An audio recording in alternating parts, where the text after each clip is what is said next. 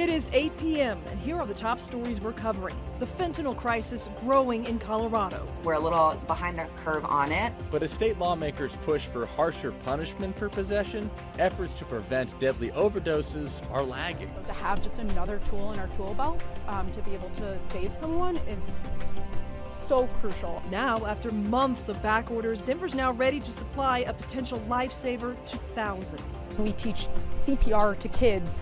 Why aren't we giving naloxone to people as another tool to save life?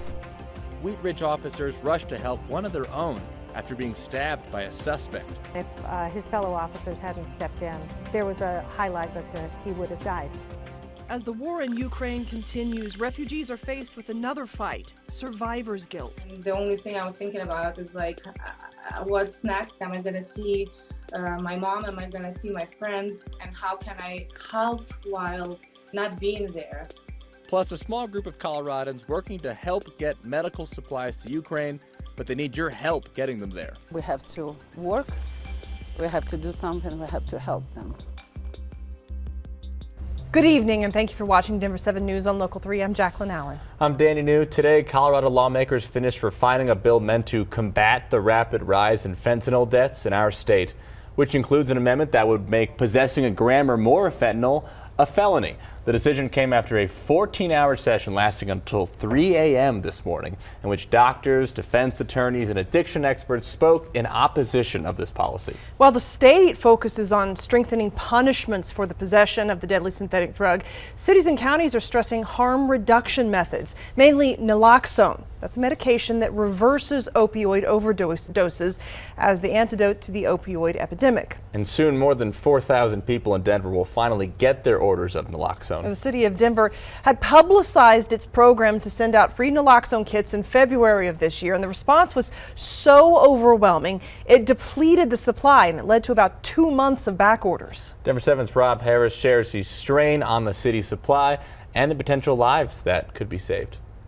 We did not have that supply on hand because we had never pushed out that much before. It was a good problem in a sense, according to the Denver Department of Public Health and Environment. So many people wanted to carry naloxone that their systems were completely overwhelmed. There was a whole lot of media attention about it. So we ended up getting 4,500 orders in less than 2 months at this point. Around 4,500 orders in February and March, compared to just 500 in the 5 months prior. The combination of that surge in demand and distribution issues from suppliers led to months of backlog and requests going unfulfilled. Now, DDPHE says they found a new supplier and have received a shipment of about 3,000 kits. They're honoring requests in the order they came in, and they hope to keep getting regular shipments to keep up with the demand. So folks will start receiving their things. We're really excited about that. We are so thrilled that everyone wants to carry Narcan and learn how to check their drugs and make sure that people in their communities are safe. Increased attention caused the spike in requests for naloxone in February, but the need has been growing over the past decade.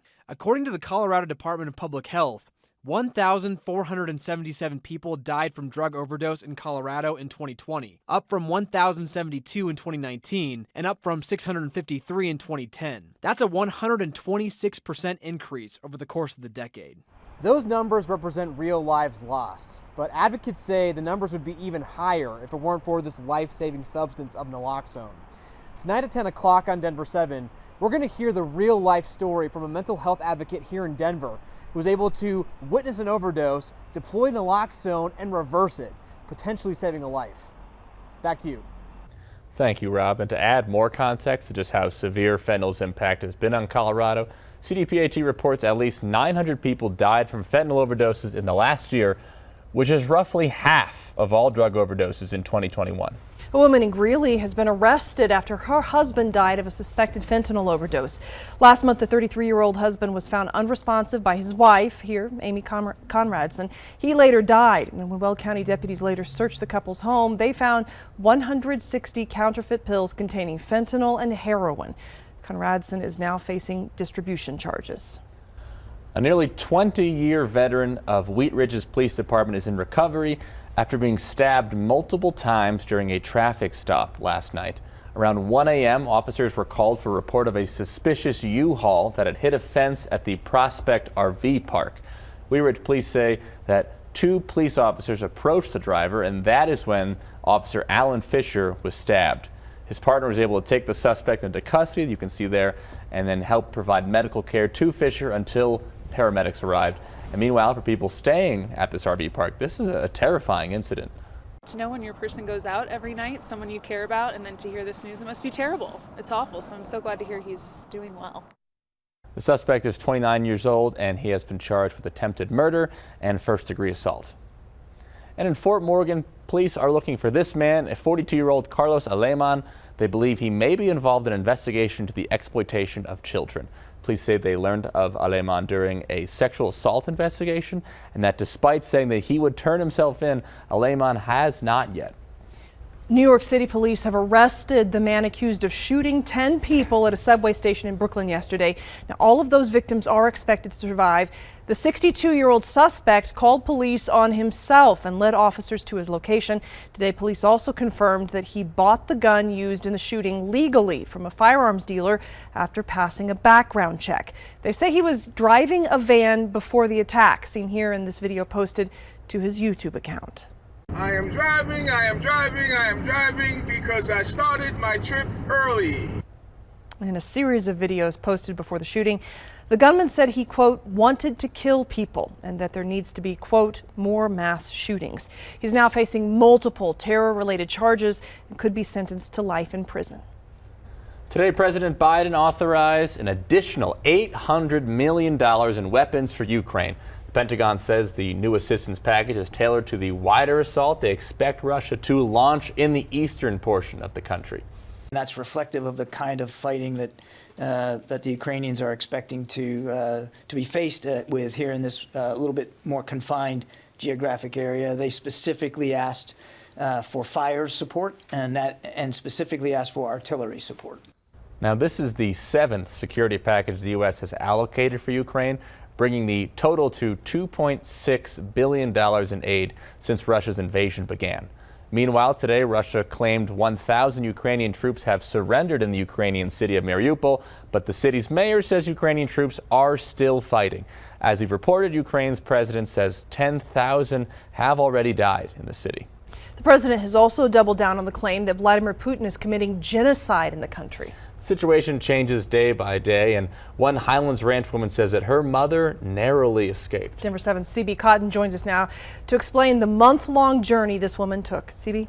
Jacqueline, that's right. Today we spoke with Oksana Davgan. She's originally from Ukraine, but in her early 20s, she decided to start exploring the world, and the United States was on her list. Now she lives full-time with her husband and 3 daughters in Highlands Ranch, and the latest addition to her household, her mother, all the way from Ukraine.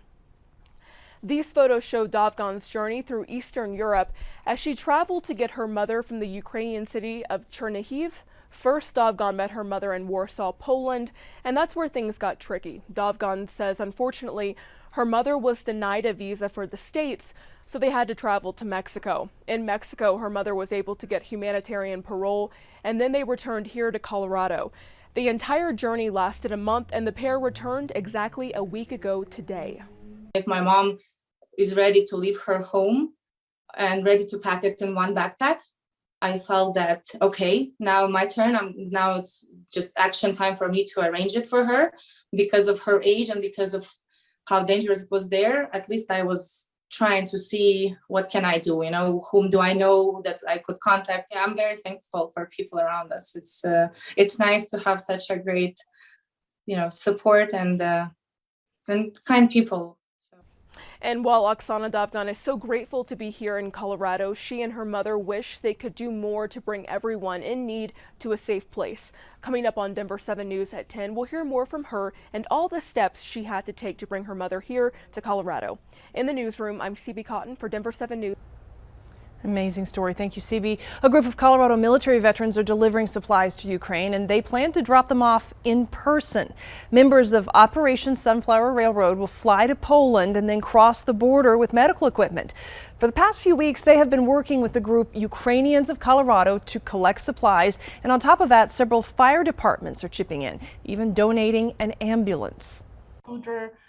fire authority decided to donate also ambulance. And realistically, we thought the ambulance was going to be kind of a pipe dream until she showed up. That is amazing. If you want to help, you can donate on the denverchannel.com/gives. Then in the drop-down menu, select Help Get Medical Supplies to Ukraine.